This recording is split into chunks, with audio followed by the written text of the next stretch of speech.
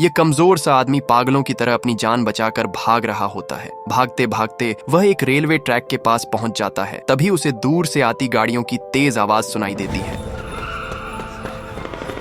जैसे ही वह पीछे मुड़कर देखता है, वहां दो गाड़ियों में बैठे कुछ लोग एक दूसरे पर ताबड़तोड़ गोलियां बरसा रहे होते हैं। लेकिन डरकर छिपने के बजाय यह आदमी उन गाड़ियों का पीछा करने लगता है। तभी उसकी नजर नीली कार पर पड़ती है, जिसमें बैठा एक शख्स अचानक ड्राइवर को गोली मार देता है। ड्राइवर के मरते ही लाल रंग की कार अपना संतुलन खो देती है और सामने लगे पानी के पंप से जोरदार टक्कर मारकर पलट जाती है। मौका देखते ही यह आदमी पास पड़े कचरे के डिब्बे से लोहे की एक भारी रॉड निकाल लेता है और नीली कार के आने का इंतजार करने लगता है। जैसे ही कार उसके बिल्कुल करीब आती है, वह पूरी ताकत से रॉड को कार के शीशे पर दे मारता है। जोरदार वार से कार का संतुलन बिगड़ जाता है, लेकिन अंदर बैठे लोग तुरंत अपनी बंदूकें निकालकर उस पर गोलियां बरसाने लगते हैं। यह आदमी किसी तरह अपनी जान बचाकर वहां से भागता है। तभी सामने से सामान उठाने वाली एक गाड़ी तेजी से आ जाती है। वह किसी तरह छलांग लगाकर बच जाता है, लेकिन पीछे से आ रही गाड़ी सीधा टकरा जाती है। इसके बाद गाड़ी से उसका साथी बाहर निकलता है और बिना कुछ सोचे इस आदमी की पीठ में गोली मार देता है। लेकिन इतना करने के बाद भी उसका गुस्सा शांत नहीं होता। वह पास आकर उसके गले में भी एक गोली मार देता है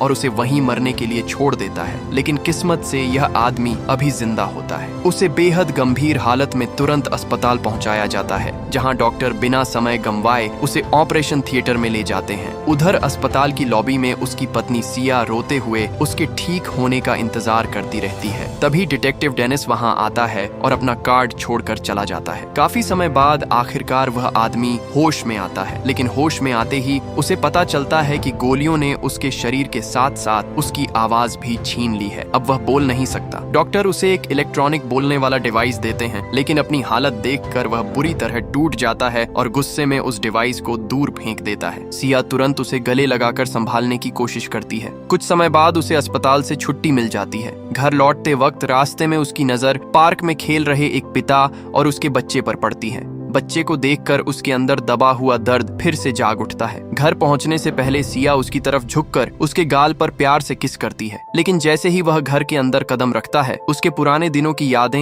एक एक करके उसकी आंखों के सामने घूमने लगती हैं। उसे याद आता है कि कैसे उसका छोटा बेटा उसे देखते ही दौड़कर उससे लिपट जाता था। वह अपने बेटे को गोद में उठाता था और दोनों जमीन पर गिरकर खेलते हुए हंसते थे। लेकिन अब वही घर उसे खुशी नहीं बल्कि दर्द देता है। घर के अंदर क्रिसमस का पेड़ देखकर उसकी आंखों से आंसू निकल पड़ते हैं। सिया उसे संभालने के लिए गले लगाती है, लेकिन उसके अंदर जमा गुस्सा अब धीरे धीरे बाहर आने लगता है। तभी उसे एक पुराना अखबार दिखाई देता है। अखबार में एक गैंग फाइट की खबर छपी होती है, जिसमें एक छोटे बच्चे की मौत का जिक्र होता है। ये पढ़ते ही उसका गुस्सा और भड़क उठता है। सिया अपने पति की हालत देखकर रोने लगती है, लेकिन वह उसकी तरफ देखे बिना वहां से चला जाता है। अगली सुबह वह बिल्कुल चुप बैठा शराब पी रहा होता है। अब दोनों के बीच बातचीत भी लगभग खत्म हो चुकी होती है। सिया के काम पर जाने के बाद वह अकेला बच्चों के कमरे में पहुंचता है। कुछ ही पल में उसकी आंखों के सामने उसका बेटा फिर से आ जाता है, लेकिन यह सिर्फ एक याद होती है। कुछ देर बाद वह बाहर आकर आंगन में एक कुर्सी पर बैठ जाता है और फिर उसके दिमाग में वह भयानक दिन दोबारा चलने लगता है। उस दिन उसका बेटा साइकिल लेकर उसके पास दौड़ता हुआ आया था। साइकिल से एक छोटा सा गुब्बारा भी बंधा हुआ था। वहीं सिया दूर से दोनों को देखकर मुस्कुरा रही थी और उनका वीडियो बना रही थी। तभी अचानक इलाके में गैंग के कुछ लोग एक दूसरे का पीछा करते हुए गोलियां चलाने लगते हैं। पूरा माहौल कुछ ही सेकंड में मौत के खेल में बदल जाता है। ब्रायन अपने बेटे के साथ जमीन पर झुककर छिपने की कोशिश करता है, लेकिन तभी एक गोली सीधे उसके बेटे को लग जाती है। ब्रायन की आंखों के सामने उसका बच्चा वहीं गिर जाता है। गैंग के लोग वहां से निकल जाते हैं, लेकिन पीछे छोड़ जाते हैं एक ऐसा दर्द जिसे यह परिवार कभी भूल नहीं सकता। यही याद उसे अचानक वर्तमान में वापस ले आती है। वह बुरी तरह टूट चुका होता है। इसके बाद ब्रायन खुद डिटेक्टिव के पास पहुंचता है। तभी उसकी नजर दीवार पर लगे एक बड़े बोर्ड पर पड़ती है, जिस पर लास पालोमा के सबसे ज्यादा वांटेड अपराधियों की तस्वीरें लगी होती हैं। ब्रायन तुरंत अपना फोन निकालता है और एक एक करके उस बोर्ड की तस्वीरें लेने लगता है। तभी अचानक उसकी नजर एक ऐसे चेहरे पर पड़ती है जिसे देखते ही उसका खून खौल उठता है। ये वही आदमी होता है जिसने उसे गोली मारी थी।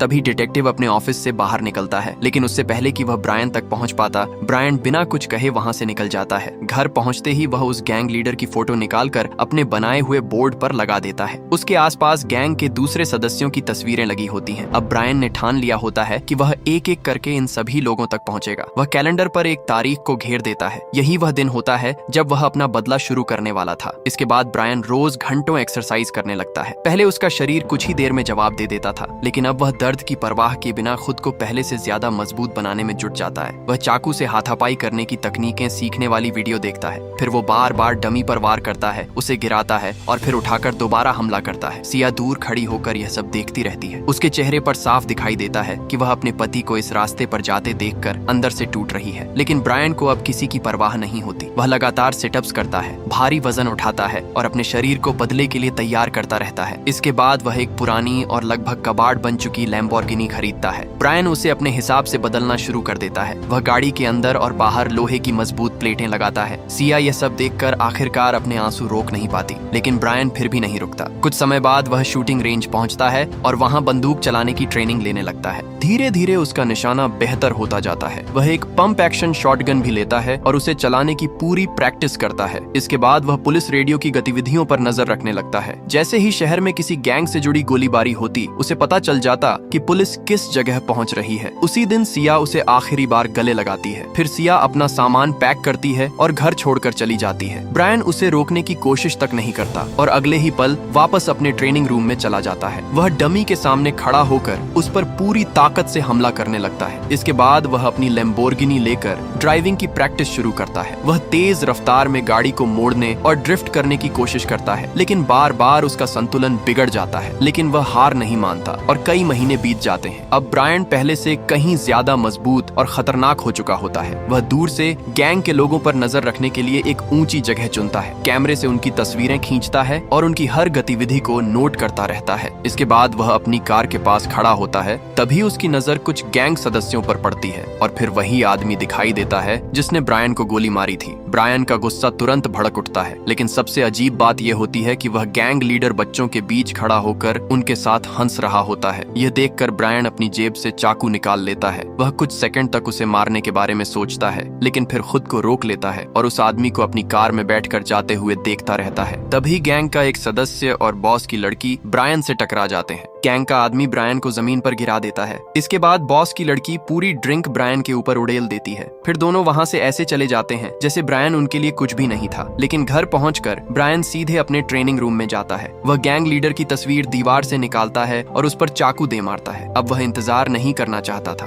उसी रात वह एक घर की खिड़की से अंदर घुसता है। अंदर उसका एक निशाना मौजूद होता है। ब्रायन अचानक उस पर हमला कर देता है और उसे चेहरे पर जोरदार वार करके कांच की रेलिंग से टकरा देता है। वह आदमी बुरी तरह घायल होकर नीचे गिर जाता है। कुछ देर बाद वही आदमी ब्रायन के घर में बंधा हुआ मिलता है। उसके हाथ पैर बांधकर उसे जमीन से ऊपर लटकाया गया होता है। तभी ब्रायन वेल्डिंग वाला मास्क पहनकर उसके सामने आता है। वह आदमी डर से कांप रहा होता है। ब्रायन उसके सिर में जोरदार टक्कर मारता है, फिर रस्सी काटकर उसे जमीन पर गिरा देता है। इसके बाद वह उसे घसीटकर एक टेबल के पास ले जाता है। वहां दीवार पर गैंग के कई सदस्यों की तस्वीरें लगी होती हैं। ब्रायन उसे कागज देता है और इशारे से उन लोगों के बारे में जानकारी लिखने के लिए कहता है, लेकिन वह आदमी मना कर देता है। ब्रायन तुरंत उसे सबक सिखाता है और दोबारा वही कागज उसके सामने रख देता है। इस बार भी वह चालाकी करने की कोशिश करता है। वह कागज ब्रायन के चेहरे पर फेंककर खुद को छुड़ा लेता है और उस पर हमला कर देता है। दोनों के बीच जोरदार हाथापाई शुरू हो जाती है। वह आदमी चाकू उठाकर ब्रायन पर हमला करता है, लेकिन ब्रायन उसके पैर पर वार कर देता है। वह एक पैर पर लड़खड़ाता हुआ भी ब्रायन को चेहरे पर जोरदार मुक्का मार देता है। दोनों फिर एक दूसरे पर टूट पड़ते हैं। इसके बाद ब्रायन एक स्क्रू ड्राइवर उठाकर उसके शरीर में घुसा देता है। दर्द से वह आदमी चीख उठता है और वहां से भागने की कोशिश करता है, लेकिन ब्रायन उसका पीछा करते हुए उसे लॉन्ड्री रूम में गिरा देता है। वह उसे जमीन पर दबाकर दोबारा हमला करने की कोशिश करता है, लेकिन सामने वाला भी पूरी ताकत लगा देता है। ब्रायन के हमलों से बचता है और अचानक पीछे से उसे पकड़कर उसकी गर्दन दबाने लगता है। ब्रायन किसी तरह उसकी पकड़ से निकलता है और जोरदार कोहनी मारकर उसे पीछे धकेल देता है। गैंग का आदमी दोबारा हथियार उठाने की कोशिश करता है, लेकिन ब्रायन उसके हाथ से हथियार गिरा देता है। इसके बाद वह लगातार उसके चेहरे पर मुक्के बरसाता है। आखिरकार वह आदमी टेबल पर गिरकर बेहोश हो जाता है। ब्रायन खुद भी बुरी तरह थक चुका होता है। वह पास पड़ी कुर्सी पर बैठकर अपनी सांसें संभालता है और तभी उसकी नजर कैलेंडर पर पड़ती है। वह तारीख आखिरकार आ चुकी थी, वह दिन जिसका ब्रायन कई महीनों से इंतजार कर रहा था। ब्रायन बुलेट प्रूफ जैकेट पहनता है और उसके ऊपर ऊपर गोलियों की मैगजीन लगाता है, फिर एक कागज पर कुछ लिखता है। इसके बाद वह अपने बेटे के कमरे में जाता है और कुछ देर के लिए उसके पुराने म्यूजिक खिलौने को हाथ में पकड़कर खड़ा रहता है। ब्रायन आखिरकार घर से निकल जाता है। रास्ते में उसकी नजर सिया के अपार्टमेंट पर पड़ती है। दूर से वह सिया को पेंटिंग करते हुए देखता है। यह दृश्य देखते ही उसके अंदर दबे सारे जज्बात बाहर आ जाते हैं। उसकी आंखों से आंसू निकलने लगते हैं, लेकिन वह गाड़ी नहीं रोकता। कुछ देर बाद ब्रायन अपने बेटे की कब्र पर पहुंचता है। उसके हाथ में एक लिपटा हुआ तोहफा होता है। वह कब्र के सामने बैठकर उसे धीरे से वहां रख देता है। कुछ पल तक वह अपने बेटे की कब्र को देखता रहता है, फिर बिना कुछ कहे वहां से चला जाता है। उधर डिटेक्टिव डेनिस अपने घर पर होता है, लेकिन अचानक उसे कुछ गड़बड़ महसूस होती है। वह तुरंत अपनी सुरक्षा के लिए हथियार उठा लेता है। धीरे धीरे कमरे में आगे बढ़ते हुए उसकी नजर सामने पड़े एक आदमी पर जाती है। यह वही गैंग का सदस्य होता है जिसे ब्रायन ने कुछ समय पहले बुरी तरह पीटा था, और उसके पास एक लिफाफा भी रखा होता है। डेनिस के साथ ही उस आदमी को वहां से ले जाते हैं। इसके बाद डेनिस लिफाफा खोलता है। अंदर एक क्रिसमस कार्ड होता है जिसमें ब्रायन ने साफ कर दिया होता है कि अब वह काम पूरा करने जा रहा है जो डेनिस को पहले ही कर देना चाहिए था। लिफाफे के अंदर एक फ्लैश ड्राइव भी होती है। डेनिस उसे कंप्यूटर में लगाता है और उसके सामने गैंग की पूरी जानकारी आ जाती है। गैंग के सदस्यों की तस्वीरें, उनके ठिकाने, उनके प्रोफाइल और उनके काम करने का तरीका तक सब कुछ उसमें मौजूद होता है।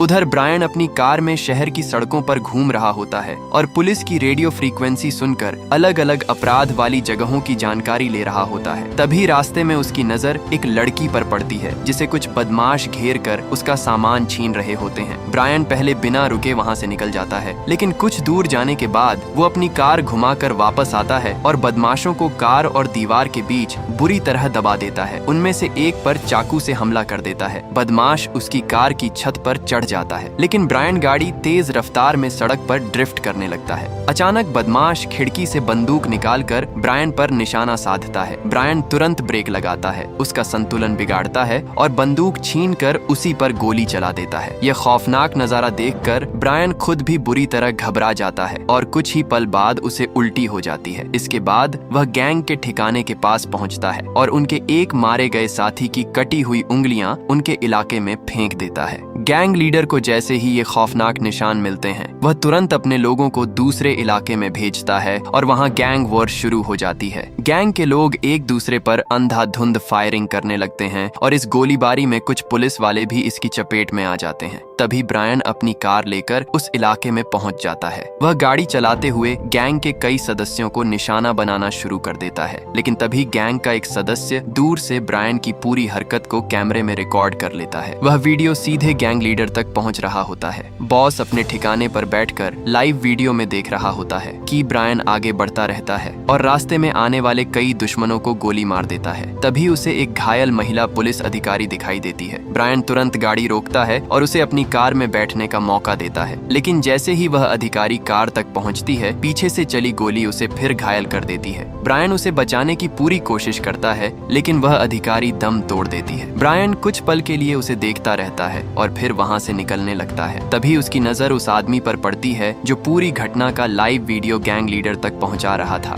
ब्रायन सीधे उसे जोरदार टक्कर मार देता है। फिर वह आदमी किसी तरह अपना फोन उठाने की कोशिश करता है, लेकिन ब्रायन उसके हाथ पर पैर रख देता है। वह फोन उठाता है और उसी लाइव वीडियो को वापस गैंग लीडर की तरफ कर देता है। ब्रायन कैमरे की तरफ देखकर उस आदमी को गोली मारता है और फिर तुरंत वहां से निकल जाता है। बॉस अब पूरी तरह भड़क चुका होता है। वह ब्रायन का वीडियो अपने खास हिटमैन को भेज देता है। उधर हिटमैन किसी दूसरे आदमी से लड़ रहा होता है। तभी ब्रायन जानबूझकर अपनी कार उसके सामने से गुजारता है। दोनों की नजरें एक दूसरे से मिलती हैं। ब्रायन कुछ नहीं करता, लेकिन उसकी नजर ही जैसे हिटमैन को चेतावनी दे देती है कि अगला नंबर उसका हो सकता है। रास्ते में वह कुछ देर के लिए अपने बेटे के पुराने खिलौने को छूता है, जैसे खुद को याद दिला रहा हो कि वह यह सब किसके लिए कर रहा है। लेकिन तभी पीछे से एक SUV उसकी कार में जोरदार टक्कर मार देती है। ब्रायन की गाड़ी बुरी तरह हिल जाती है। वह तुरंत गाड़ी संभालता है और तेज रफ्तार में वहां से भागने लगता है। पीछे गैंग की गाड़ियां उसका पीछा करने लगती हैं। एक संकरी सड़क पर ब्रायन अचानक सामने आ चुके गैंग के लोगों से घिर जाता है।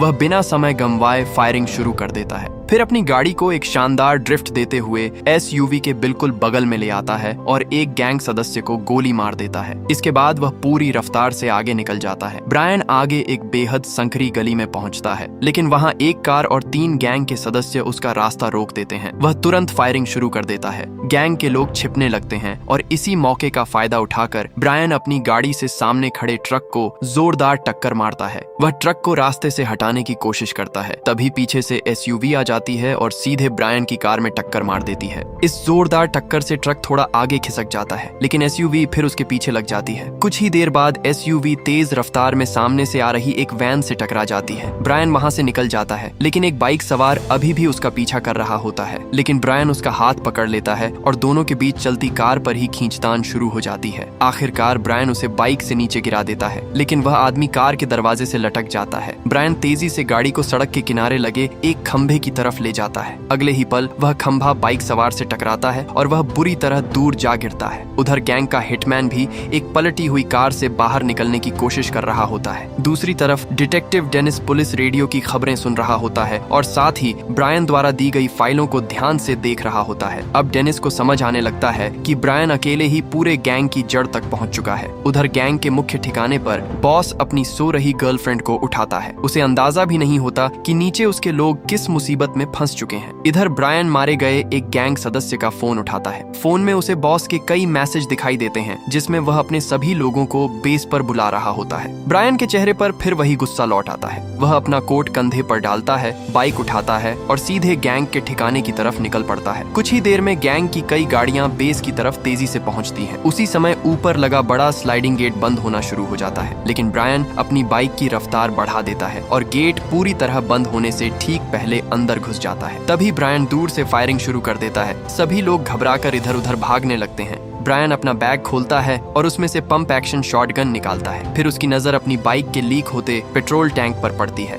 वह बाइक की तरफ निशाना लगाता है और गोली चला देता है। अगले ही पल आग तेजी से पास खड़ी गैंग की गाड़ी तक पहुंचती है और कुछ ही सेकंड में एक जोरदार धमाका होता है। पूरा बेस आग और धुएं से भर जाता है। इसके बाद ब्रायन बिना रुके सीढ़ियों की तरफ बढ़ता है। ऊपर की मंजिल पर गैंग लीडर अपनी गर्लफ्रेंड के साथ आराम से म्यूजिक पर डांस कर रहा होता है। उसे जरा भी अंदाजा नहीं होता कि नीचे उसका पूरा साम्राज्य तबाह हो चुका है। जैसे ही ब्रायन ऊपर जाने लगता है, सीढ़ियों से गैंग के कई आदमी उसे रोकने के लिए नीचे दौड़ते हैं, लेकिन ब्रायन फायरिंग शुरू कर देता है। गोलियों की बौछार में कई लोग वहीं ढेर हो जाते हैं। 2 और आदमी उसके करीब पहुंचते हैं। ब्रायन एक को गोली मारकर गिराता है और दूसरे से हाथापाई शुरू कर देता है। कुछ ही सेकंड में वह उसे भी काबू करके सीढ़ियों से नीचे फेंक देता है। इसके बाद गैंग के कुछ और लोग दरवाजे से अंदर घुसने की कोशिश करते हैं, लेकिन ब्रायन लगातार गोलियां चलाकर उन्हें वहीं ढेर कर देता है। इसके बाद एक और आदमी गोली चलाता हुआ सामने आता है। ब्रायन उसे गोली मारकर अपने सामने ढाल की तरह इस्तेमाल करता है और उसके पीछे छिपकर बाकी लोगों पर फायरिंग करता रहता है। आखिरकार लगभग सभी दुश्मन खत्म हो जाते हैं। तभी दूसरी तरफ से एक गोली ब्रायन की तरफ आती है। गोली सीधे उसकी बुलेट प्रूफ जैकेट से टकराती है। जोरदार झटके से ब्रायन जमीन पर गिर जाता है, लेकिन कुछ ही पल बाद वह उठकर जवाबी फायरिंग करता है और सामने मौजूद दोनों शूटरों को खत्म कर देता है। अब वह इमारत की सबसे ऊपरी मंजिल की तरफ बढ़ता है। वह एक संकरी जगह पर तार लगाकर एक छोटा बम तैयार करता है और उसे रास्ते में छिपा देता है। इसके बाद वह सीधे गैंग लीडर के ठिकाने की तरफ बढ़ता है, लेकिन तभी वही इस यूवी वाला शूटर उसके पीछे पहुंच जाता है। वह ब्रायन को पकड़कर बार काउंटर से जोरदार टक्कर मारता है, फिर उस पर लगातार मुक्के बरसाने लगता है, लेकिन ब्रायन हर वार को रोक लेता है। ब्रायन हथियार उठाने की कोशिश करता है, लेकिन वह आदमी उसे दोबारा लगातार मुक्के मारने लगता है। तभी कुछ और गैंग सदस्य वहां पहुंचते हैं, लेकिन उन्हें पता नहीं होता कि उनके सामने एक जाल बिछा हुआ है। अगले ही पल जोरदार धमाका होता है। धमाके से ब्रायन को कुछ सेकंड का मौका मिल जाता है। वह अपने सामने वाले आदमी को नीचे से जोरदार किक मारता है और फिर ब्रायन कुछ गोलियां चलाता है, लेकिन उसकी मैगजीन फिर खाली हो जाती है। अब वह चाकू निकालता है और अपने विरोधी के कंधे पर वार कर देता है, लेकिन वह आदमी ब्रायन को कसकर पकड़ लेता है और दोनों लड़ते लड़ते एक कमजोर लकड़ी की दीवार से जा टकराते हैं। दीवार टूट जाती है और दोनों दूसरी तरफ जा गिरते हैं। कुछ ही दूरी पर एक बंदूक पड़ी होती है और दोनों एक साथ उसे उठाने के लिए झपटते हैं। दुश्मन पहले बंदूक तक पहुंच जाता है और गोली चला देता है। ब्रायन तुरंत नीचे झुककर अपनी जान बचाता है, लेकिन ब्रायन हार नहीं मानता। ब्रायन उसे पकड़ लेता है और फिर पूरी ताकत से वार करता है। वह आदमी वहीं ढेर हो जाता है। तभी डिटेक्टिव डेनिस भी वहां पहुंच जाता है। वह बेहद सावधानी से आगे बढ़ रहा होता है। 3 और गैंग सदस्य उसकी तरफ दौड़ते हुए आते हैं, लेकिन डेनिस एक एक करके तीनों को गोली मारकर गिरा देता है। अब इमारत का रास्ता काफी हद तक साफ हो चुका होता है। डेनिस आगे बढ़ते हुए आखिरकार ब्रायन के सामने पहुंचता है। दोनों एक दूसरे पर बंदूक ताने कुछ पल पल तक खड़े रहते हैं, फिर धीरे धीरे दोनों अपनी बंदूकें नीचे कर देते हैं।